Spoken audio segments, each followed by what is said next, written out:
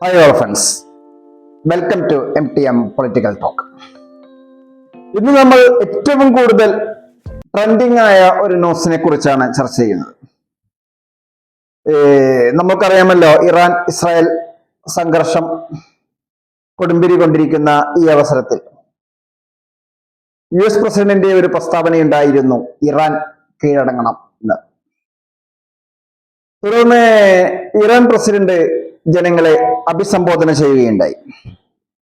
അദ്ദേഹം പറഞ്ഞ വാക്കുകളാണ് ഇന്ന് കൂടുതൽ സോഷ്യൽ മീഡിയ ട്രെൻഡിങ് ന്യൂസായി മാറിയത്. ആ ട്രെൻഡിങ് ന്യൂസിനെ കുറിച്ചാണ് നമ്മൾ ഇന്ന് ഇറാൻ പ്രസിഡന്റിന്റെ പ്രസ്താവനയെ കുറിച്ചാണ് ഒന്ന് വിലയിരുത്തുന്നത്. നിരപരാധികം കീഴടങ്ങണമെന്ന US പ്രസിഡന്റ് ഡൊണാൾഡ് ട്രംപിന്റെ ഭീഷണിക്ക് മറുപടിയുമായി ഇറാൻ പരമോന്നത നേതാവ് അയത്തുള്ള അലി ഖംനായി ഇറാൻ കീഴടങ്ങില്ലെന്നും അമേരിക്കയുടെ സൈനിക ഇടപെടലുണ്ടായാൽ അതിന് വലിയ തിരിച്ചടി നൽകുമെന്നും ഖംനായി എക്സിൽ പറഞ്ഞു. ഇറാനെയും ഇറാൻ ജനതയെയും അതിന്റെ ചരിത്രത്തെയും അറിയുന്ന ബുദ്ധിയുള്ള മനുഷ്യരാരും ഈ രാജ്യത്തിനു നേരെ ഭീഷണിയുടെ സ്വരത്തിൽ സംസാരിക്കില്ല. കാരണം ഇറാൻ എന്ന രാജ്യം ഒരിക്കലും കീഴടങ്ങില്ല. മാത്രമല്ല, ഏതെങ്കിലും തരത്തിൽ US-ന്റെ സൈനിക ഇടപെടലുണ്ടായാൽ അതിന് പരിഹാര്യമായി തിരിച്ചടി ഉണ്ടാകുമെന്നും അമേരിക്ക മനസ്സിലാക്കണമെന്നാണ് ഖംനായി പറഞ്ഞു. US പ്രസിഡന്റ് അദ്ദേഹത്തിന്റെ യുക്തിരഹിതമായ വാചാരോപം കൊണ്ട് ജനങ്ങളെ ഭീഷണിപ്പെടുത്തിയിരിക്കുന്നു. ഇറാൻ ജനത അദ്ദേഹത്തിന് മുന്നിൽ കീഴടങ്ങണമെന്നാണ് ആവശ്യം. ഭീഷണികളെ ഭയക്കുന്നവരോട് വേണം അവർ ഭീഷണി മുഴക്കാൻ. ഇറാൻ ഇത്തരം ഭീഷണികളെ ഭയക്കുന്നവരല്ല. ഇറാൻ കീഴടങ്ങണമെന്ന് ആവശ്യപ്പെട്ടിട്ടുള്ളത് ബുദ്ധിഹീനമായി പോയി. എന്തിനോടാണ് ഇറാൻ കീഴടങ്ങേണ്ടത്? ആരുടെയും അക്രമത്തിന് മറുപടിയായി ഇറാൻ ഒരിക്കലും കീഴടങ്ങില്ല. ഇതാണ് ഇറാന്റെ യുക്തിയും ആത്മാവുമെല്ലാം. ഈ വിഷയത്തിൽ US ഇടപെടുന്നത് 100% അവരുടെ നാശത്തിനായാണ്. ഇറാൻ നൽകാൻ കഴിയുന്നതിൽ ഏറ്റവും വലിയ പ്രഹരമായിരിക്കും US-നുണ്ടാകാൻ പോകുന്നത് എന്നൊക്കെയാണ് ഖംനായി എക്സിൽ കുറിച്ചത്. അപ്പോൾ ഈ വിഷയത്തെക്കുറിച്ച് ഇന്ന് വളരെ ട്രെൻഡിങ് ന്യൂസ്, എല്ലാ മാധ്യമങ്ങളും സോഷ്യൽ മീഡിയ ഒട്ടുക്കും ഈ വിഷയത്തെക്കുറിച്ച് തന്നെയാണ് ചർച്ച ചെയ്തത്. അപ്പോൾ ഈ ഇറാൻ പ്രസിഡന്റിന്റെ ഈ പ്രസ്താവന വളരെ ഗൗരവത്തിൽ തന്നെയാണ് ലോകമൊട്ടുക്കും സോഷ്യൽ മീഡിയ ഒട്ടുക്കും ഇത് ചർച്ച ചെയ്തുകൊണ്ടിരിക്കുന്നത്. ഒരു കാരണവശാലും US പ്രസിഡന്റിന്റെ പ്രസ്താവനയോട് യോജിക്കുന്നില്ല എന്നാണ് ഈ ഇറാൻ പ്രസിഡന്റിന്റെ ഈ പ്രസ്താവനയിൽ നിന്ന് നമുക്ക് മനസ്സിലാക്കാൻ സാധിക്കുന്നത്.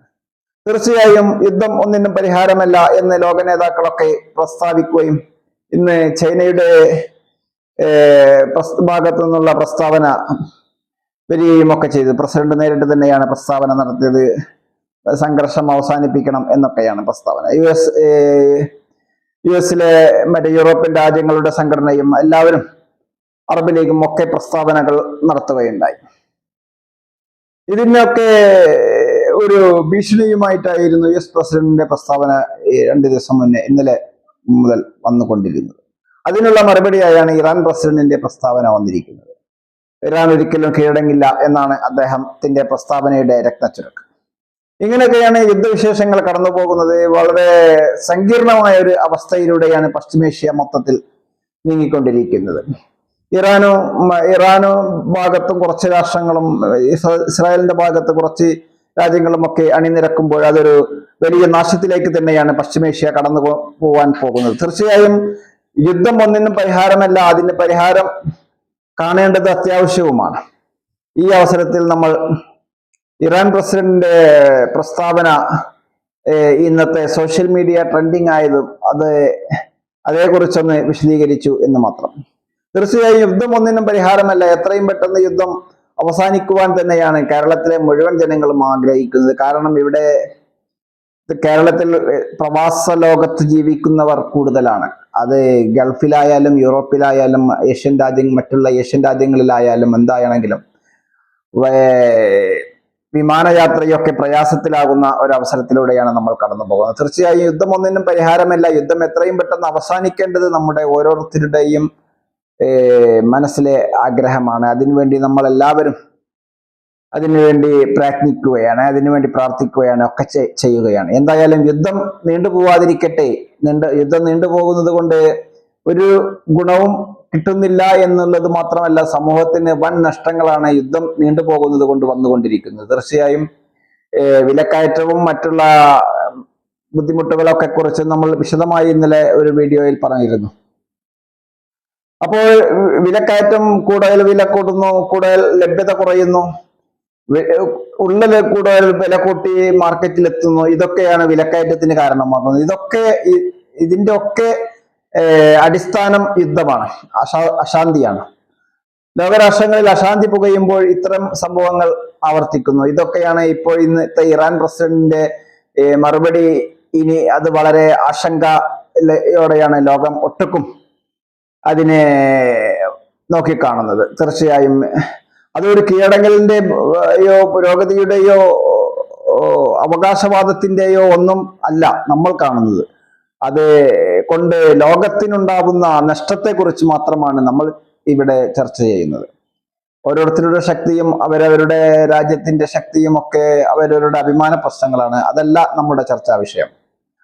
അതുകൊണ്ടുണ്ടാകുന്ന ലോകത്തിന് മൊത്തത്തിലുണ്ടാകുന്ന നഷ്ടത്തെക്കുറിച്ചാണ് നമ്മൾ നോക്കുന്നത്. തീർച്ചയായും യുദ്ധം ഒന്നിനും പരിഹാരമല്ല. അത് അഭിപ്രായ വ്യത്യാസങ്ങൾ ഒക്കെ ലോക നേതാക്കളൊക്കെ ഇടപെട്ട് അത് പറഞ്ഞ് അവസാനിപ്പിക്കേണ്ടതുണ്ട്. അത് ഒരു യുദ്ധത്തിലേക്ക് എത്തുന്നതിന് മുൻപ് തന്നെ അത് ചെയ്യേണ്ടതായിരുന്നു. ഇനി യുദ്ധത്തിലേക്ക് എത്തിയെങ്കിലും ഇനിയും ഒരുപാട് അവസരങ്ങൾ ലോക നേതാക്കൾ ഇടപെട്ട്, ലോകരാഷ്ട്രങ്ങൾ ഇടപെട്ട് അത് ചെയ്യേണ്ടതുണ്ട്. അത് ചെയ്യും എന്ന് പ്രതീക്ഷിക്കുകയാണ്. തീർച്ചയായും സമാധാനം തന്നെയാണ് എല്ലാ ലോകത്തുള്ള മുഴുവൻ ലോകത്തിന്റെ മുഴുവൻ ആളുകളും 75% ആളുകളും ആഗ്രഹിക്കുന്നത്. യുദ്ധം ആരും ആഗ്രഹിക്കുന്നില്ല. യുദ്ധം സർവനാശമാണ്. അപ്പോൾ തീർച്ചയായും ഇറാനും ഇസ്രായേലും, ഉക്രൈനും റഷ്യയും, ഇറാനും ഇസ്രായേലും പലസ്തീനും ഒക്കെയുള്ള യുദ്ധങ്ങളിൽ സമാധാനം പുലരട്ടെ എന്ന് നമുക്കും പ്രത്യാശ പ്രകടിപ്പിക്കാം. നമ്മൾ ഈ ട്രെൻഡിങ് ന്യൂസിനെ കുറിച്ച് വളരെ വിശദമായി ഒന്ന് ചർച്ച ചെയ്തു എന്ന് മാത്രം. ഈ വീഡിയോ നിങ്ങൾ മുഴുവനായും വീക്ഷിച്ചതിന് നന്ദി. താങ്കൾ ഈ ചാനൽ ഇതുവരെ സബ്സ്ക്രൈബ് ചെയ്തില്ലെങ്കിൽ സബ്സ്ക്രൈബ് ചെയ്യുവാനും നിങ്ങളുടെ അഭിപ്രായ നിർദ്ദേശങ്ങൾ എന്താണെങ്കിലും അത് കമന്റ് ബോക്സിൽ രേഖപ്പെടുത്തുവാനും ലൈക്ക് ചെയ്യുവാനും ഉറപ്പിക്കുകയാണ്.